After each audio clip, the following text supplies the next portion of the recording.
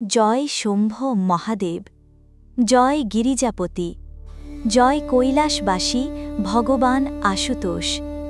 বন্ধুরা, আজ আমরা প্রবেশ করব সেই অলৌকিক মুহূর্তে যেখানে সৃষ্টি নিজেই নিঃশ্বাস বন্ধ করেছিল, যেখানে সময় থেমে গিয়েছিল এক অদ্ভুত নীরবতায়, যেখানে ধ্যানমগ্ন মহাদেবের অন্তর কাঁপিয়ে দিয়েছিল এক অনামা সুর, ভাগ্যের আহ্বান। সেই কাহিনী যেখানে তপস্যার আগুনে জ্বলে উঠল প্রেমের প্রদীপ, সেই কাহিনী যেখানে প্রভুর ধ্যান ভঙ্গও হল পরম লীলার অংশ। কৈলাস সেতুচূড়ায় আচ্ছন্ন, নিস্তব্ধ, মহাশান্ত। প্রকৃতিও এখানে ধ্যানমগ্ন। পাহাড়ের প্রতিটি কণাতেও যেন ওম নমঃ শিবায় মন্ত্র প্রতিধ্বনিত হচ্ছে। গভীর ধ্যানে নিমগ্ন মহাদেব, চোখ বন্ধ, শরীর স্থির, মন মহাশূন্যে বিলীন। তার জটা থেকে গঙ্গা প্রবাহিত, তার কণ্ঠে নীল বিষের আভা, তার চারপাশে কেবল তপস্যার আগুনের জ্যোতি। দেবতারা জানেন এই ধ্যান ভঙ্গ করা মানে মহাকালের স্থিরতা নষ্ট করা। কেউ সাহস করে না, কিন্তু আজ স্বর্গে কিছু অশুভ লক্ষণ দেখা দিয়েছে। তারকারা নিষ্প্রভ, দেবলোকের শান্তি বিপন্ন। তরুণ অসুর তারকাসুরের উত্থান, যে অভিশাপে অমর দেবতারাও কাঁপছে। ব্রহ্মা, বিষ্ণু, দেবগণ মিলে পরামর্শে বসেছেন। সমাধান একটাই, তারকাসুরের বিনাশ হবে কেবল মহাদেবের সন্তান দ্বারা। কিন্তু প্রভু তো ধ্যানে নিমগ্ন, ত্যাগ করেছেন সংসার, প্রেম, সব কিছু। তাঁর হৃদয় এক নিরাসক্ত সমুদ্র। তাকে কে ফিরিয়ে আনবে জাগতিক বন্ধনে? এদিকে হিমালয়ের কোলে জন্মেছেন দেবকন্যা পার্বতী। তার অন্তরে এক অনন্ত ভক্তি, এক চিরন্তন টান। যেন পূর্বজন্মের স্মৃতি তাঁর আত্মায় কথা বলে, তুমি জন্মেছ শুধু মাত্র মহাদেবকে পাওয়ার জন্য। শৈশবেই তিনি ধ্যানমগ্ন প্রভুর ছবি আঁকতেন ধুলায়, ফুলে, পাতায়। পিতা হিমালয় বললেন, বালিকা, তুমি কেন সেই কঠোর যোগীর প্রতি এমন আকর্ষিত? পার্বতী শান্ত কণ্ঠে বললেন, পিতা, তিনি আমার স্বামী, আমার প্রাণ, আমার ধ্যানের কেন্দ্র। তখন থেকেই তিনি শুরু করলেন কঠোর তপস্যা। অগ্নি, বৃষ্টি, তুষার, উপবাস কিছুই তাকে টলাতে পারেনি। তার চোখে কেবল একটিই প্রতিচ্ছবি, ধ্যানমগ্ন মহাদেব। দেবগণ তাকিয়ে রইলেন বিস্ময়ে। এমন তপস্যা, এমন দৃঢ়তা। ভক্তির আগুন যেন স্বর্গেও আলো ছড়ালো। স্বর্গে ব্রহ্মা বললেন, এই পার্বতী তপস্যায় মহাদেবের ধ্যানভঙ্গের একমাত্র পথ। বিষ্ণু সম্মতি দিলেন, কিন্তু প্রভু তো নিরাসক্ত, তাকে জাগাতে হবে প্রেমের অস্ত্র দিয়ে। তখন ডাকা হল কামদেবকে, প্রেমের দেবতা, যিনি হৃদয়ে জাগান কামনা, সৌন্দর্য ও স্নেহের শিখা। কামদেব বিনীত কণ্ঠে বললেন, প্রভুর ধ্যান ভাঙা সহজ নয়, তবু যদি এটি প্রভুর লীলার অংশ হয়, আমি প্রস্তুত। সঙ্গে ছিল তার পত্নী রতি।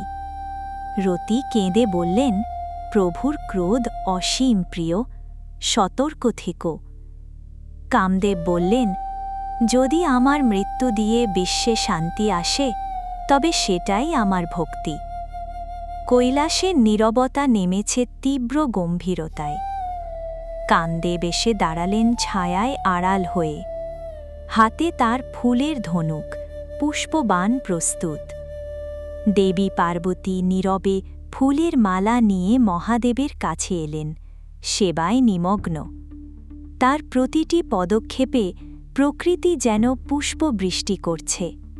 সেই মুহূর্তে কামদেব ছুড়লেন পুষ্পবাণ, প্রেমের তীর উড়ে গেল ধ্যানমগ্ন মহাদেবের হৃদয়ে। এক মুহূর্তের জন্য যেন পৃথিবী থেমে গেল। মহাশক্তির ধ্যান ভঙ্গ হল। চোখ খুললেন ভগবান। চোখ দুটি অগ্নিশিখা, তৃতীয় নয়ন দীপ্ত। বজ্রের মতো কণ্ঠে প্রভু বললেন, কে সাহস করল আমার ধ্যান ভাঙতে? দিগন্তে ধ্বনি প্রতিধ্বনিত হল। সব দিক কাঁপতে লাগল। কামদেব কাঁপছেন, রতি স্তব্ধ। মহাদেবের তৃতীয় নয়ন খুলে গেল।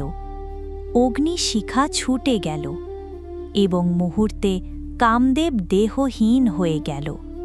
প্রকৃতি নিঃশব্দ। দেবতারা ভয়ে স্তব্ধ।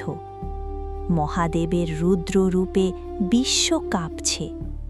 ঠিক তখন পার্বতী মৃদু কণ্ঠে বললেন, প্রভু, এই ধ্যানভঙ্গ কোনো অপমান ছিল না, এটি ছিল ভাগ্যের ডাক।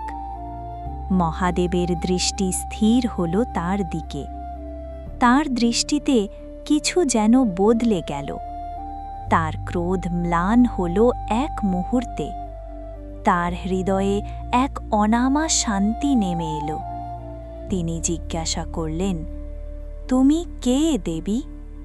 পার্বতী নত শিরে বললেন, আমি হিমালয়ের কন্যা। আমি সেই আদ্যশক্তি, যিনি সর্বত্র আছি। আমি আপনার অর্ধাঙ্গিনী, যিনি আপনার লীলাকে সম্পূর্ণ করবে। এই কথা শুনে মহাদেব স্থির হয়ে গেলেন। তার অন্তরে যেন এক প্রাচীন স্মৃতি জেগে উঠল। সতীর রূপে যিনি একদিন তাকে ছেড়ে গিয়েছিলেন, আজ তিনি ফিরে এসেছেন পার্বতীর রূপে। প্রভু মৃদু হেসে বললেন, তুমি এসেছ, আর আমি আবার জাগ্রত হলাম। এই ধ্যান ভঙ্গ কোনো ব্যাঘাত নয়, এটি ছিল ভাগ্যের আহ্বান। তার কণ্ঠে ভক্তির মাধুর্য ছড়িয়ে পড়ল। দেবতারা আনন্দে নত হলেন। প্রভু কামদেবের স্ত্রী রতিকে বললেন, রতি, শোক করো না। তোমার প্রিয় পুনর্জন্ম নেবে যখন আমার পুত্র জন্ম নেবে, কার্তিকের জন্মের সঙ্গে। পার্বতী নত হয়ে প্রণাম করলেন। প্রভু বললেন, তুমি যে তপস্যা করেছ তা কেবল প্রেম নয়, তা ভক্তির সীমা ছাড়িয়ে গিয়েছে। তুমি প্রমাণ করেছ ভক্তি হলে প্রভুও বন্দী হন।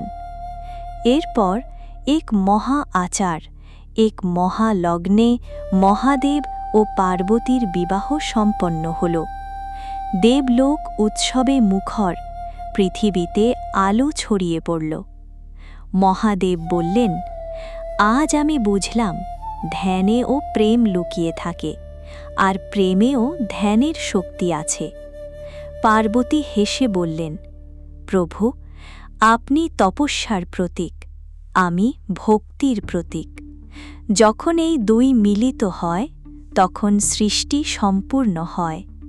বন্ধুরা, এই কাহিনী শুধু দেবদেবীর লীলা নয়, এটি জীবনের শিক্ষা। যখন আমরা ভক্তি করি নিঃস্বার্থভাবে, তপস্যা করি নিষ্ঠা ভরে, তখন ঈশ্বর নিজেই আমাদের জীবনে আসেন, এমনভাবে যেন তা ভাগ্যের ডাক। মহাদেবের ধ্যান ভঙ্গ আমাদের শেখায়, কখনো কখনো জীবনের বাধাও আসলে আশীর্বাদ। যেখানে মনে হয় সব ভেঙে গেল, সেখানেই হয়তো নতুন সৃষ্টির সূচনা। তাই বলি, ধ্যানে থেকো, ভক্তিতে থেকো, কারণ প্রভুর প্রতিটি ব্যাঘাতই লীলার অংশ।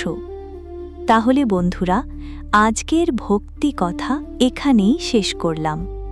যদি ভিডিওটি আপনাদের ভালো লেগে থাকে, একটি লাইক ও শেয়ার করে প্রভু কথা সম্প্রচারের পুণ্য অর্জন করুন, আর 5 জনকে দেখার সুযোগ করে দিন।